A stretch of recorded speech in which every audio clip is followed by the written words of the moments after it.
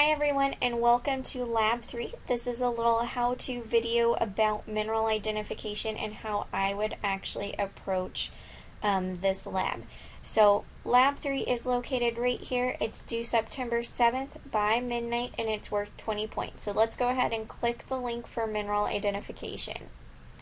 So our learning goals for this lab is to determine whether or not a material is a mineral, the hardness, the luster, and actually identifying specific minerals that come in our lab kit.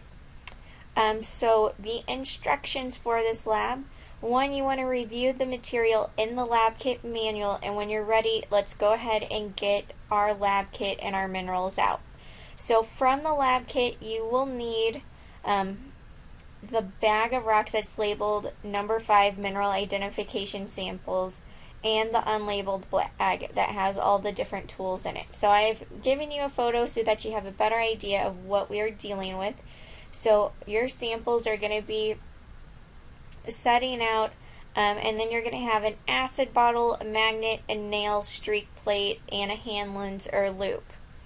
Now I've already gone ahead and I've downloaded this lab document, so I'm going to go ahead and pull that up.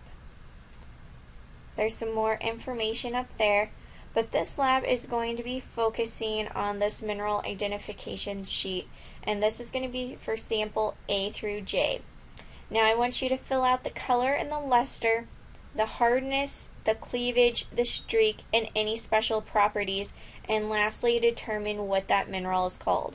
So those special properties will include magnetism, reaction to acid, how it tastes, how it smells, different things like that. And in addition to this chart, you're going to have several other questions. So these are going to be down right below this, and make sure that you fill them all out. So there's going to be 10 of them.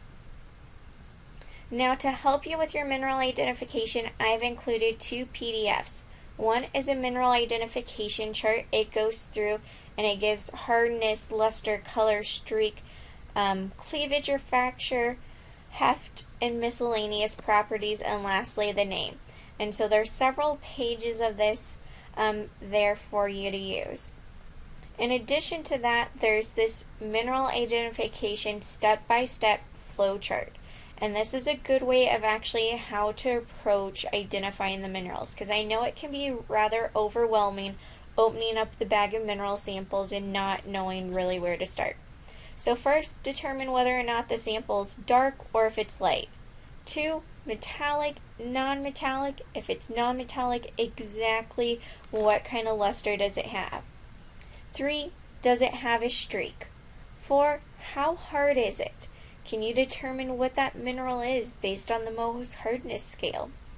What the crystal form is? 6, does it have any cleavage? 7, with specific gravity, we're not going to be really focusing on that. But then step 8, our miscellaneous test. Does it fizz with acid? Is it salty? Is it magnetic? Does it smell like rotten eggs? Different things like that. And lastly, make your identification. So based off of all that information, we're going to go ahead and we're going to use this mineral identification chart to determine what the mineral is. So this is exactly how I would approach this lab, but if you have questions, let me know. I'm here to help you.